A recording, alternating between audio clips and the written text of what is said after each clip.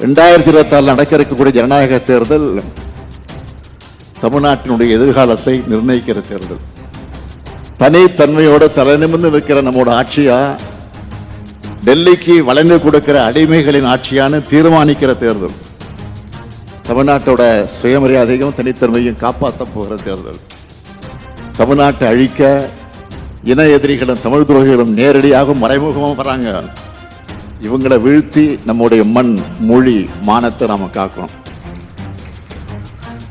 இதுக்காகத்தான் திமுக கூட்டணி அனைத்து தொகுதிகளையும் கைப்பற்றணும் தொடர்ந்து நான் சொல்லிக்கிட்டு இருக்கிறேன். தமிழ்நாடு இப்போ சமூக அரசியல் பொருளாதார படையெடுப்பை சந்திச்சுக்கிட்டு இருக்கு. தமிழ்நாட்டுக்கு எல்லா வகையிலும் அநீதி இழைக்கப்படுது. இந்தியின் பேரால, சமஸ்கிருதத்தின் பேரால, ஜிஎஸ்டியின் பேரால, புதிய கல்விக் கொள்கையின் பேரால, நீட் தேர்வால், சட்டங்களால், உத்தரவுகளால், ஆளுநரால் என தொல்லை மேல் தொல்லை கொடுத்துக்கிட்டு இருக்கிறாங்க. இது தமிழ்நாட்டு மேல தொடுக்கப்படக்கூடிய தாக்குதல். இந்த தாக்குதலை முறியடிக்கிற வல்லமை நமக்குத்தான் இருக்கு. பாஜகவினுடைய பகல் கனவு திமுக இந்த மண்ணில் இருக்கிற வர அந்த பகல் கனவு நிச்சயம் நிறைவேறாது. அவங்களுக்கும் அது நல்லா தெரியும்.